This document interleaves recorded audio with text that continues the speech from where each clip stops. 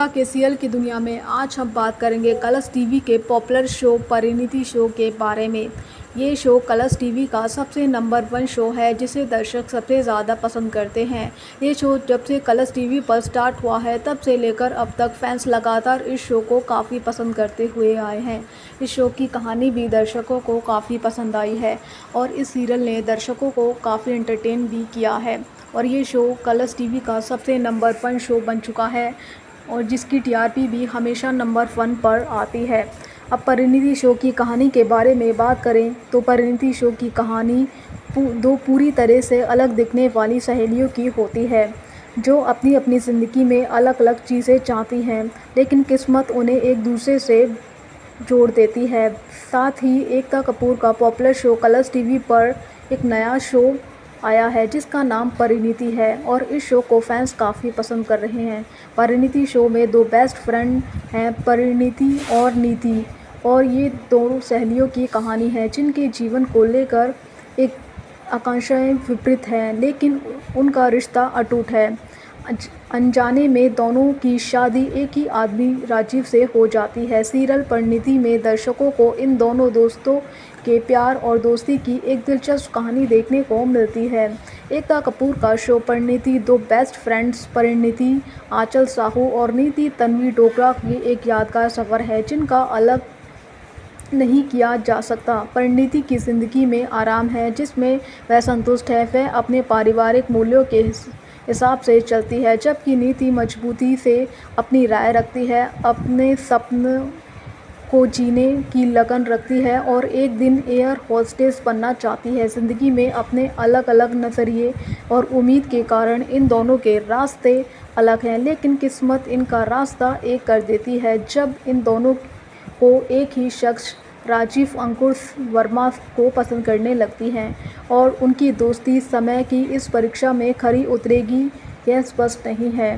Parineeti show में इस serial के बारे में बात करते हैं। प्रोड्यूसर एकता कपूर कहती हैं कि नागिन शो के अलावा हम परिणीति भी लॉन्च शो किया है जिसमें दोस्ती खूबसूरत लेकिन कठिन रिश्ता है। अपने प्रशंसकों के लगातार समर्थन के कारण हमें यह टेलीविज़न सबसे यादगार में से एक कॉन्सेप्ट लग रहा है और मैं हमेशा दर्शकों से इन शोज़ की देखने के लिए समर्थन करती हूँ और मैं वादा करती हूँ कि हम दर्शकों का मनोरंजन करने के लिए इसी तरीके से नए टीवी शोज़ लेते आते रहेंगे जो दर्शकों को काफ़ी पसंद आएंगे। परिणीति शो में परिणीति का रोल निभा रही आंचल साहू ने कहा कि जब मुझे परिणीति का रोल के लिए अप्रोच किया गया तो अब इस किरदार में सरलता ने मुझे सचमुच प्रभावित किया।